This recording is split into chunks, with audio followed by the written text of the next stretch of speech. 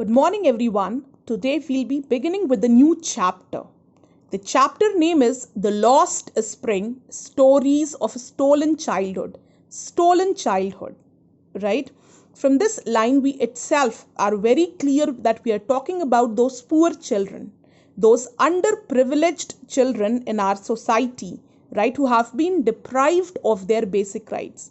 The way you have been enjoying your schooling, the way you have been enjoying your life, the way you have been, you have been living a carefree life. These children have been deprived of all those things. So it is stories of stolen childhood. Right from the very young age, these children, they become the bread earner of the family, or they start helping their families, or they start helping their parents so that they could help their part to earn a living for the family. The story has been written by Anis Jung to throw a light on these underprivileged children and how they have been often exploited by the society, right? How these rag pickers, these domestic helpers, these children who have been working as mechanics in small shops, often they are even exploited at the hands of their owners. The story Lost Spring describes the pitiable condition of poor children who have been forced to miss the joy of childhood due to the socio-economic condition that prevails in this man-made world. These children are denied the opportunity of schooling and forced into labor early in life. Anis Jung gives voice to eliminate child labor by educating the children and to enforce the laws against child labor by the government strictly.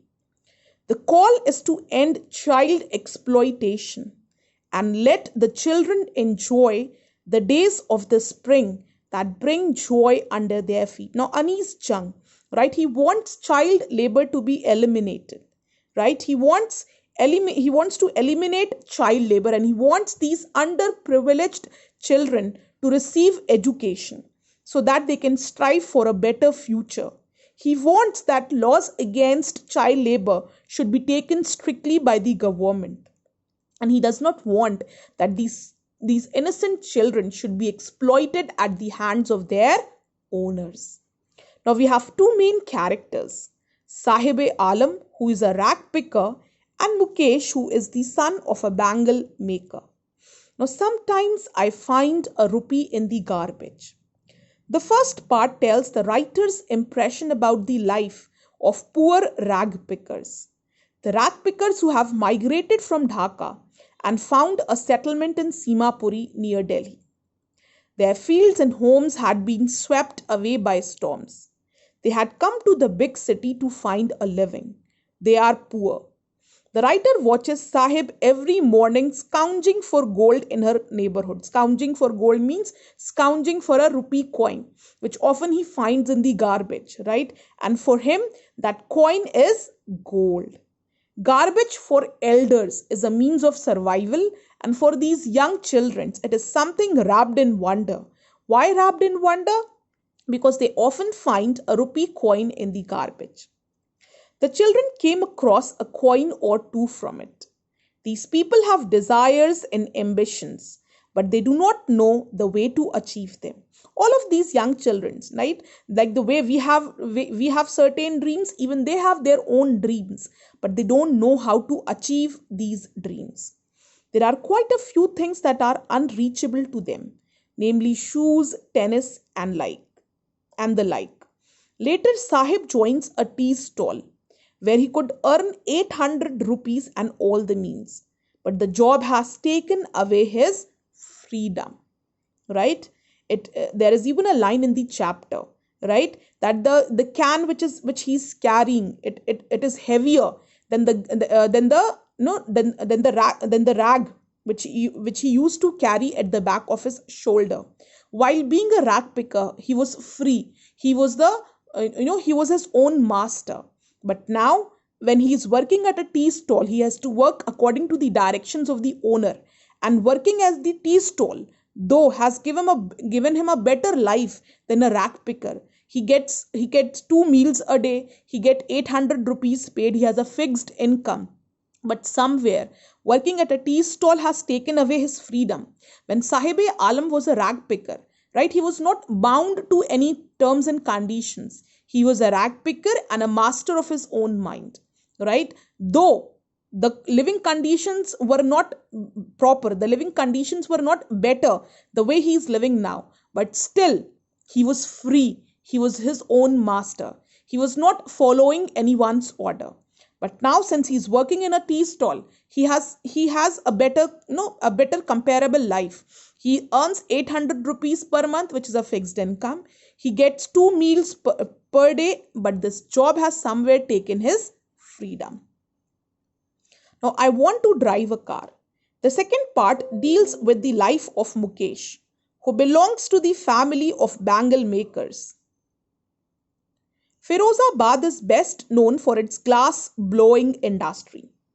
Nearly 20,000 children are engaged in this business, and the law that forbids child labor is not known here. The living condition and the working environment is a woeful tale. Life in dingy cells and working close to hot furnaces make these children blind when they step into the adulthood.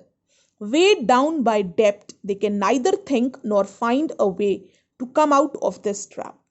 The politicians, middlemen, policemen, and bureaucrats will all obstruct their way of progress. The women in the household consider it as their fate and just follow the tradition.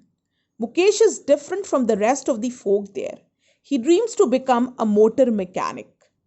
The garbage is far away from his house, but he shall walk. Comes across Mukesh in, but he shall walk. Now, what you will do is you will make a storyboard for the chapter The Lost Spring, Stories of Stolen Childhood, right? You will take these two stories. One is of a rag picker, Sahib Alam, and the other one is of Mukesh. Mukesh, who works in a glass bangle industry. Though he is working as a family tradition, but he dreams of becoming a motor mechanic. He dreams of cars. He dreams of a better life. He dreams of a life away from these dingy cells, these small rooms, and he doesn't want to work in the bangle industry, right? He dreams of becoming a motor mechanic. He dreams of a better life, a better future, and he dreams of moving away from this area of Firozabad, where children are often engaged into this business, and by the time they become adult, they become even blind. This job takes away their vision. And this is not the story of just one house, but nearly 20,000 children who are engaged in this business, right? It is the tale of not just one Mukesh, but 20,000 Mukesh. But it depends how these 20,000 children strive for their better future. Mukesh is one among those 20,000 children who has been subjected to this kind of tradition, this family tradition of working in bangle industry. But still, his courage, his willpower is different. He wants to move away from these dingy cells. He doesn't want to work in this, small, dark, dingy cells. He does not want his eye vision to get lost by the time he reaches his adulthood. And that is why he is stuck to his dream. That is to become a motor mechanic one day. Now, class, what you will do is you will go through both the stories once. Go through both the stories, compare both the stories, make a storyboard. If any query is there, you are free to ask me on your WhatsApp group. Thank you.